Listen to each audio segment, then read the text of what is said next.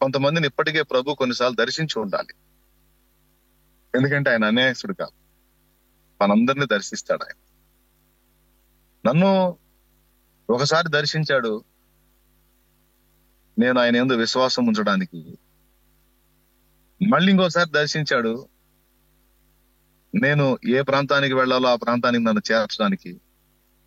మళ్ళీ ఒకసారి దర్శించాడు, నేను ఆయన పరిచర్యలోకి రావడానికి. ఇక అనేక మార్లు క్రమక్రమంగా నన్ను విజిట్ చేస్తానే ఉన్నాడు ఆయన. ఆయన నాకు దర్శించిన ప్రతి ఘట్టాన్ని జాగ్రత్తగా గుర్తుపెట్టుకొని, ఇంకా సంతోషకరమైన విషయం ఏంటంటే, ఈ రోజు తెల్లవారుజామున కూడా నన్ను దేవుడు ప్రత్యేకంగా దర్శించాడు. కొన్ని సంగతులు నాకు స్పష్టపరిచాడు, అవన్నీ నేను రాసుకున్నాను. నేను అబద్ధం ఆడట్లేదు. ఈ రోజు నా దేవుడు నాకు దర్శించి నాకు బయలుపరిచినటువంటి సంగతులు 5 పేజీలు రాసుకున్నాను. ఆ తండ్రి ఏమేమి విషయాలు మాట్లాడాడు అది. అంటే మళ్ళీ నన్ను ఇంకొకసారి దర్శించినటువంటి కాలం ఈ రోజు నేను స్పష్టంగా గుర్తుపెట్టాను. ప్రభు మళ్ళీ ఒకసారి దర్శించాడు నన్ను ఈ వేళ. అంటే మరొక నూతన అధ్యాయాన్ని దేవుడు ప్రారంభించబోతున్నాడని నాకు అర్థమైంది. ప్రభుకే మహిమ కలుగు.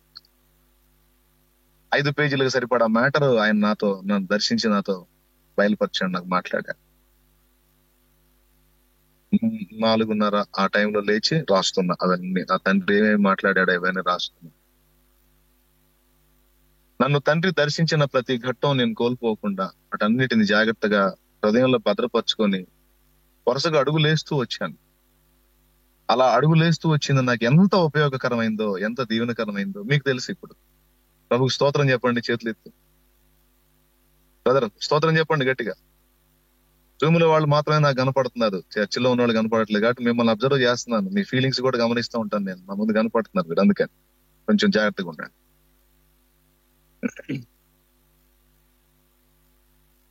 మీకు చెప్తున్నాను, గుర్తుపెట్టుకోండి. దేవుడు రక్షణ కొరకు నిన్ను దర్శించినప్పుడు నువ్వు రక్షించబడాలి. లేకపోతే నీకు తీరిక కుదిరినప్పుడు, నాకు ఎప్పుడో ఛాన్స్ వచ్చినప్పుడు చూద్దామని అనుకుంటే, నువ్వు సిద్ధపడినప్పుడు దేవుడు నీకు అందుబాటులోకి రాకపోవచ్చు. జాగ్రత్త. అలాగే దేవుడు ఏదైనా ఒక కార్యం చేయమని నిన్ను దర్శించినప్పుడు, ఎవరికైనా సాయం చేయమని, లేకపోతే సువార్త చెప్పమని, ఏదైనా ఇచ్చేయమని నీకు దేవుడు తన పనిని అప్పజెప్పినప్పుడు నువ్వు దాన్ని నిర్లక్ష్యం చేస్తే, మళ్ళా మరోసారి దేవా ఇప్పుడు నాకు అప్పుడు తీరిక లేదు, నువ్వు చెప్పినప్పుడు ఇప్పుడు నాకు తీరిక ఉంది, ఇప్పుడు నేను చేస్తాను తండ్రి, ఇప్పుడు సెలవి అంటే, తర్వాత నిన్ను వాడుకోడు దేవుడు. తర్వాత నీకు అవకాశం ఇవ్వకపోవచ్చు. అయిపోయింది, నేను చెప్పమన్నప్పుడు నువ్వు చెప్పలేదు, ఇప్పుడు తీరా చెప్పడానికి నువ్వు సిద్ధపడినప్పుడు చెప్పేదానికి వినేదానికి అవతల వాళ్ళు అనుకూలంగా లేరు, అయిపోయింది ఆ సమయం అంట. అందుకే దేవుడిచ్చిన సమయాన్ని, దేవుడిచ్చిన అవకాశాలని మనం పోగొట్టుకోకూడదు. సో దేవుడు దర్శించిన వేళని గుర్తుపట్టాలి. దేవుడు దర్శించి ఏ ఘట్టంలో ఏం చేయమంటున్నాడో, కొంతమందిని రక్షణ కోసం దర్శిస్తాడు, కొంతమందిని సేవ కోసం దర్శిస్తాడు, కొంతమందిని కొన్ని ప్రాంతాలకు వెళ్ళమని దర్శిస్తాడు, కొంతమందికి కార్యాలు చేయమని దర్శిస్తాడు. ప్రభు నిన్ను దర్శించి ఏ కార్యాలు చేయమని నిన్ను ప్రేరేపిస్తున్నాడో ఆ విషయంలో నువ్వు అలర్ట్ గా ఉండాలి. ఇప్పుడు అబ్రహాంకి చక్కని భార్య అండి. ఆమె 65 సంవత్సరాల ప్రాయంలో ఐగుప్తు రాజు కళ్ళను ఆకర్షించేంత అందగత్తె. దాదాపు 80 ఏళ్ల ప్రాయంలో అబీమెలెకు కళ్ళను ఆకర్షించినటువంటి సౌందర్యవంతురాలు శారా. అలాంటి ఆమెని ఆయన భార్యగా కలిగి ఉన్నాడు. ఒక రాజుకు తగినంత ఐశ్వర్యవంతుడై ఉన్నాడు. కానీ అన్ని పక్కన పెట్టి గుడారంలో బతుకుతూ గుడారపు వాకిట కాచుకొని ఉన్నాడు దేవుని కోసం. ఈ రోజు మనకి ఏ కొంచెం సంపన్న స్థితి వచ్చినా మన మనసంతా కూడా వాటి మీదే ఉంటది. కానీ అబ్రహాం అలా లేడు. అబ్రహాం కళ్ళు ఎప్పుడు కూడా దేవుడు ఏ విధంగా దర్శిస్తాడో, ఏం చెప్తాడో అని ఆయన కళ్ళు ఎప్పుడు దేవుని కోసం కాచుకునేటువంటి కళ్ళు. ఈ రోజు సన్నిధిలో కూర్చున్న వాళ్ళు కానీ, లైవ్ లో కనపడుతున్న మీ విషయంలో కూడా నేను అదే సంతోషిస్తాను. ఎప్పుడు దేవుడు తన దాసుని మా కళ్ళ ముందుకు తీసుకొస్తాడో, ఏం మాట్లాడిస్తాడో, ఈ రోజు నేర్చుకోవాల్సిన పాఠం ఏంటో, ఇంకా మాకు ఏమేం చేయాలని దేవుడు ప్రోత్సహిస్తాడో, పురికొల్పుతాడో మీరు కూడా అబ్రహాంలా కాచుకుంటున్నారు. చాలా హ్యాపీగా ఉంది. చర్చిలో కూర్చున్న వాళ్ళు కానీ, సేవకులు, అక్కడ ఉన్న సేవకులు కానీ, లైవ్ లో జూమ్ లో కనపడుతున్న వాళ్ళు కానీ, ఏమండి చాలా మంది బుధవారం రోజు ఎన్నో పనులు ఉంటాయి, చెప్పడానికి సాకులు కూడా ఉంటాయి. ఈ రోజు పనులు ఉన్నాయిలే, శుక్రవారం చూద్దాం అనుకొని సర్దుకోవచ్చు. కానీ ఏగా దేవుడు దేవుడు దేవుడు దేవుడు. అబ్రహాం ఎలాగైతే ఎండవేళ గుడారపు ద్వారం దగ్గర కూర్చున్నాడు, దైవ దర్శనం కోసం, దైవ వాకు కోసం మీ హృదయాల్లో ఉన్న ఆసక్తి నాకెంతో సంతోషాన్ని కలిగిస్తుంది, ప్రోత్సాహాన్ని కలిగిస్తుంది. ఎందుకంటే కొంతమంది అయినా ఆసక్తి పరులు, బాగా దేవుని కొరకు నిరంతరం ఆకాంక్షించే వాళ్ళు ఉన్నారని ఒక తృప్తి నాకు. ప్రభుకి స్తోత్రం. సో పాయింట్ నెంబర్ 1, మనం దేవుడు మనల్ని దర్శించినటువంటి టైంని మనం నిర్లక్ష్యం చేస్తే దేవుడు దాటిపోయే ఛాన్స్ ఉంది. ఆయన్ని పోనీయకూడదు. గుర్తుపెట్టుకోండి, ఆయనని పోనీయకూడదు. యాకోబుని దాటిపోబోయాడు, పోనీలా కాళ్ళు పట్టుకొని ఏడ్చాడు. ఫలితంగా యాకోబు కాస్త ఇశ్రాయేల్ అయ్యాడు. బిడ్డ గ్రహించావు కదా? ఆయన పోనీయకూడదు. యుటివాడిని దాటిపోయాడు. వేశాడు కేక, దావీదు కుమారుడా, నీకోసమే కదయ్యా నేను ఎదురు చూస్తున్నాను. ఇంకా వేరే ఆశ లేదు నాకు, వేరే ఛాన్స్ లేదు. నా హీన స్థితిని చూసి దాటిపోతాను. దేవుడు మొన్న ఒక పాట ఇచ్చాడు, ప్రభు చిత్తం అయితే త్వరలో చేస్తాను. ఒక గుడివాడి జీవితం ఎంత హీనంగా ఉంటుందో మనకు తెలుసు. కంచంలో ఏముందో తెలియదు, అన్నం తింటున్నాడు, పురుగులు పడి కాళ్ళ ముందు ఏముందో తెలియదు, ఉంటుందా మెరకుందో తెలియదు. పశువులు పరిగెత్తుకుంటా వచ్చి తన మీదకి వస్తున్నాయా పక్కకి వెళ్తున్నాయో తెలియదు. కళ్ళు లేని వాళ్ళు పడే బాధ అంత ఇంతగా. మళ్ళీ వాళ్ళకి కొంతమంది వాళ్ళ వాళ్ళ వాళ్ళ ముందు కర్రాడ్డం వేసి వాళ్ళని ఎగతాళి చేసేవాళ్ళు, హేళన చేసేవాళ్ళు. ఒక రకంగా చెప్పాలంటే అవమానాల జీవితం, అంధకారం. నా వేదనకు మితి లేదు, నా శోకానికి తుది లేదు, నీవుగాక జీవితాన ఆశయే లేదు.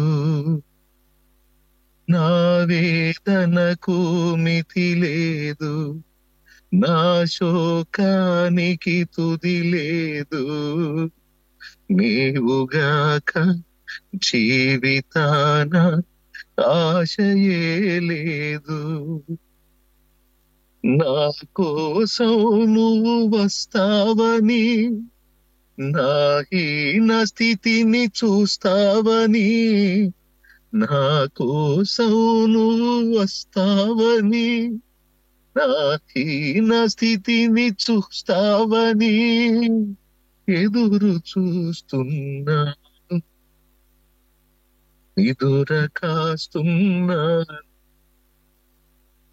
ఎదురు చూస్తున్నా, నిదుర కాస్తున్నా. దాటిపోబోకయ్యా, దాటిపోబోకయ్యా. ఇలాంటి స్థితిలో నేను ఉన్నాను, నా సంగతి తెలియదయ్యా నీకు. తీరా నా దాకా వచ్చి ఈ కళ్ళు లేనోడి కనపడదని తెలియదా నీకు? నాయన గుడ్డోండి కదయ్యా నేను, నా కళ్ళ ముందు ఎవరున్నారో గుర్తుపట్టలేను కదా తండ్రిని. నన్ను దాటిపోతావు, దావీదు కుమారుడా నన్ను దాటిపోతావా, ఇక నువ్వు పోతే నాకు బ్రతికే లేదయ్యా. తాగేస్తుండే కొంతమంది వచ్చారు, అరవగరా, ఎడవగరా, గొడవ చేయవగరా, నర్మిరా.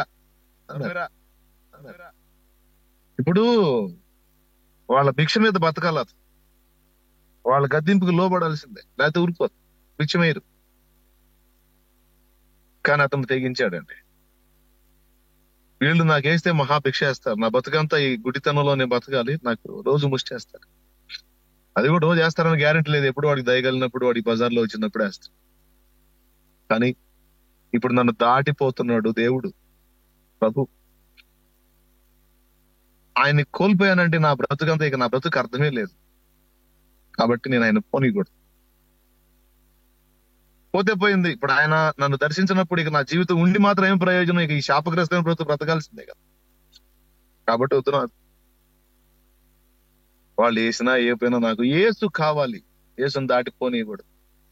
దావీదు కుమారుడా యేసు నన్ను కరుణించని బిగ్గరగా ఇంకా ఇంకా కేకలేయటం, నోరు మీరు అని చెబుతుంటే ఏంటన్ను పట్టించుకోవాలి, వేస్తానే ఉన్నాడు. ఫలితంగా ఏం జరిగిందో మీకు తెలుసు. చక్క చక్క చక్క చక్క నడుచుకుంటూ వెళ్ళిపోతున్న యేసు సడన్ గా ఆగిపోయాడు. అతన్ని నా ఎద్దకు తీసుకొని రండి అన్నాడు. అప్పటిదాకా కేకలేసి అరిసి గందరగోళం చేసిన వాళ్ళు, ఇదిగో ఆయన నిన్ను పిలుస్తున్నాడు, నీకోసం నజరేయుడు యేసు ఆగాడు. అప్పటిదాకా తిట్టినోళ్ళు ఇప్పుడు సన్మానించడం మొదలు పెట్టి చేతులు పట్టుకొని, మేము మంచివాళ్ళం ప్రభా, మేము మంచివాళ్ళం, మేము దీనుల్ని కనికరిస్తూ ఉంటాము, అదిగో పాపం ఈ అభాగ్యుడు ఇబ్బందులో ఉన్నాడు, పాపం హెల్ప్ చేయి ప్రభు అన్నట్టు తీసుకొచ్చి యేసు ప్రభు ఏం చేశాడో మీకు తెలుసు. నేను నీకేం చేయగోరుతున్నావు అన్నా, తూపు అందుకోరుతున్నాను ప్రభు, నీవు కోరినట్లే నీకు అగును గాక.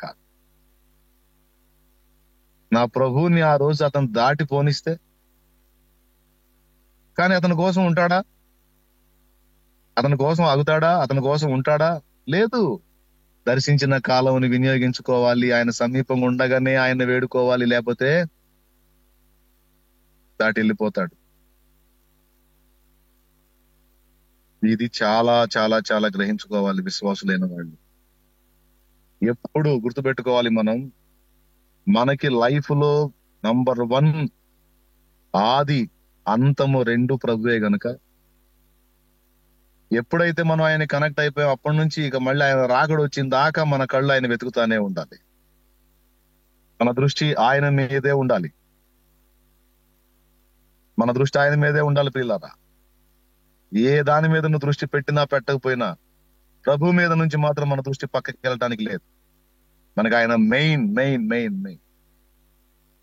మనం జాగ్రత్తగా ఉండాలన్నా, మన వారిని జాగ్రత్త చేయాలన్నా, సమాజాన్ని జాగ్రత్త చేయాలన్నా, ఆయన మనల్ని దర్శించేటువంటి కాలాల్ని మనం మిస్ కాకూడదు. Praise the Lord. స్తోత్రం చెప్దాం గట్టిగా.